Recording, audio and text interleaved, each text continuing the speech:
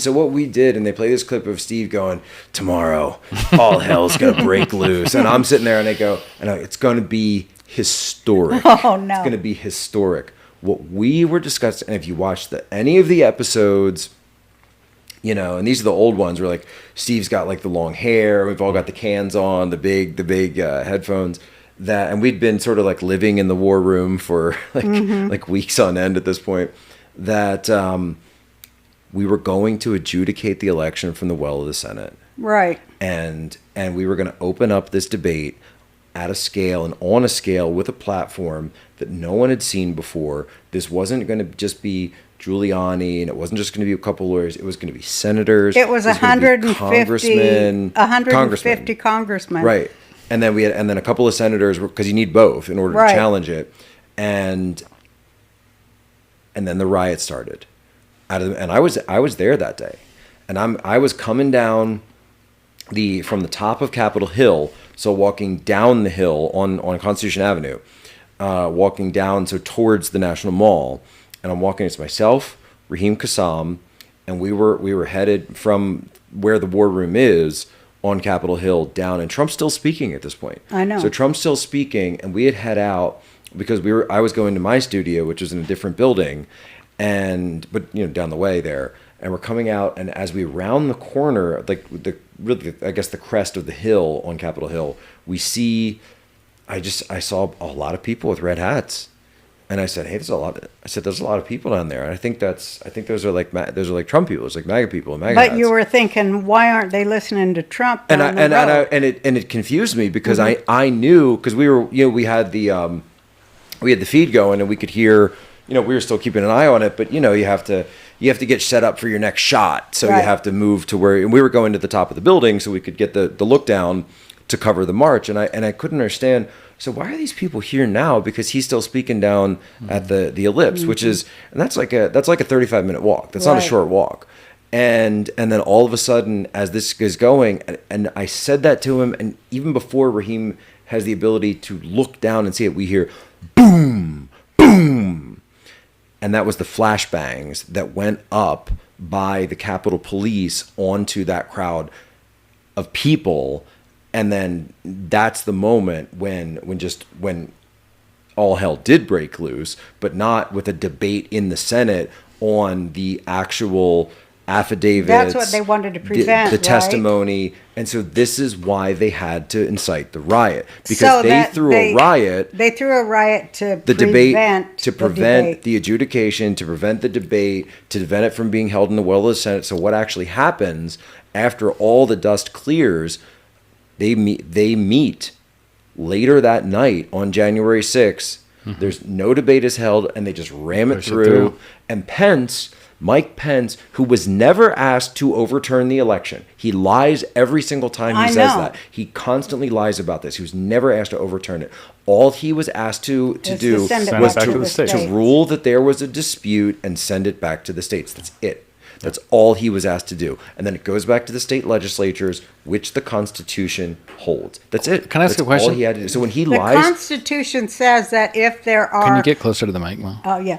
The Constitution says that if there are 150 members of Congress who are saying, wait, there's a lot of things that don't add up here. They disputed the election. Yeah, they disputed it. 150.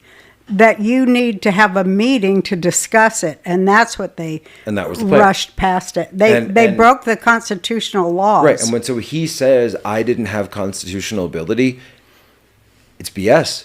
Yeah, it's totally BS. It's just not true. I got to ask this question because I've always wanted this, and you seem to know a ton of shit. Pence had to be, at some point, Trump... For the record, I was the guy who said Pence will never do it. No, I said Pence will never do it. But my point was... He's in his head, he's the last Boy Scout, right? He's the last Boy Scout. Well, but I knew he was dirty when he got the letter at the funeral, the Bush funeral. You think? Yeah, remember him and his wife got the letter at the Bush funeral. They did all get letters. What do you think that letter said? Some people say it was condolences. Some people say it was something else. You know what I heard it was, and What? it made sense to me. I've heard hundreds, because I'm always a nosy old fat Jewish lady sticking my nose in everybody's business.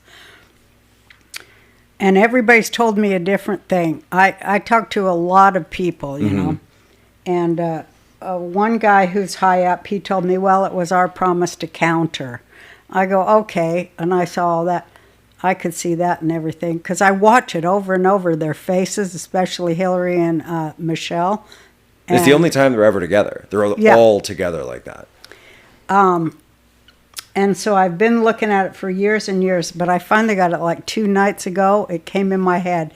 It's a friggin' subpoena. Allegedly. Wouldn't that be amazing? Wouldn't that be amazing? I think that's what it was. Because Well, you know remember Jeb Bush? He's like, Well, you know what a lot of people think that Trump did, though? What? Which wouldn't, how baller would this be? There's a lot of people who think that after January 6th, so after January 6th, but up until January 20th, there's still 14 days where he was president. that's when he did the... There are people who think that during that time, he signed a secret pardon Oh, no. For who? for himself. Oh. So a pocket pardon, which has been it's been a legal theory that Oh, I never heard has this been one. that's come up in legal circles. The question is, and it's never been tested at the Supreme Court. So the Constitution only says that a presidential pardon can't cover an impeachment of that president. So if Trump got impeached twice, he couldn't pardon himself from impeachment. You can't do that. Right. Clinton couldn't pardon himself from impeachment, Nixon, etc. But if Trump wanted to, he could have written himself, and some say there's some quotes from Eric Trump and other members of the family around the time that they heard that all he would have to do is write a letter to himself, right? And write himself a blanket pardon for anything that he did while he was in the office of the president for the presidency, because he knew that they were going to come after him for January 6th, that they were going to come after him for everything else. The Mar-a-Lago documents is part of this now. But if he wrote himself a blanket pardon, there's nothing in the Constitution that says you can't do that. And since January 6th and the documents both took place when he was still the president, that if he has a pocket pardon, he could play that in court. Oh, maybe that's what they're talking about, the Trump card. And it would block everything that they're throwing at him right now, at least at the federal level.